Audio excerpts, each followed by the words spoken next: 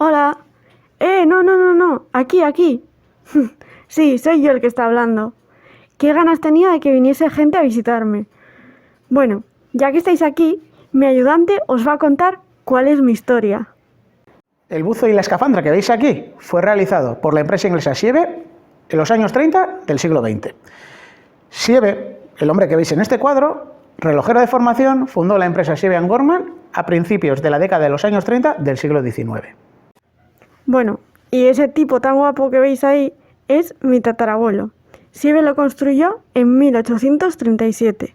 Gracias a su invención se pudo trabajar en la recuperación de las cargas de los barcos hundidos, reparando los diques de los puertos o unos años más adelante haciendo trabajos de arqueología subacuática.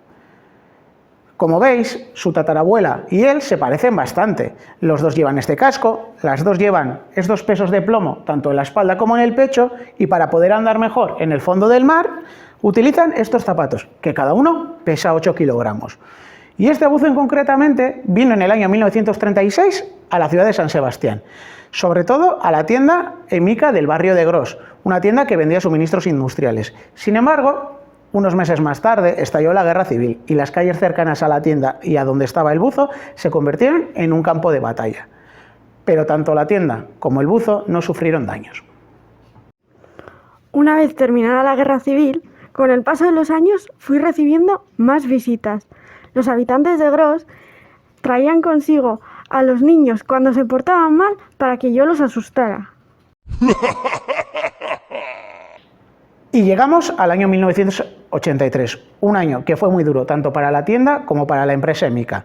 Por un lado, la tienda tuvo que cerrar y gran parte de los archivos de la empresa fueron destruidos a causa de las riadas que sufrió Vizcaya y Guipúzcoa ese mismo año.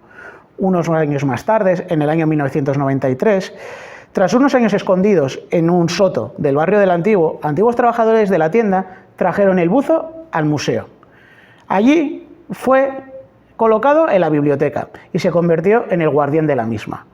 Pasados unos años se bajó a la recepción y allí se convirtió en un afable vendedor. Y ahora, en el año 2021, vuelve a subir a la planta de arriba para saludaros. Bueno, y si queréis saber más sobre mí y sobre mi historia, venid al museo, que además me encantan las visitas.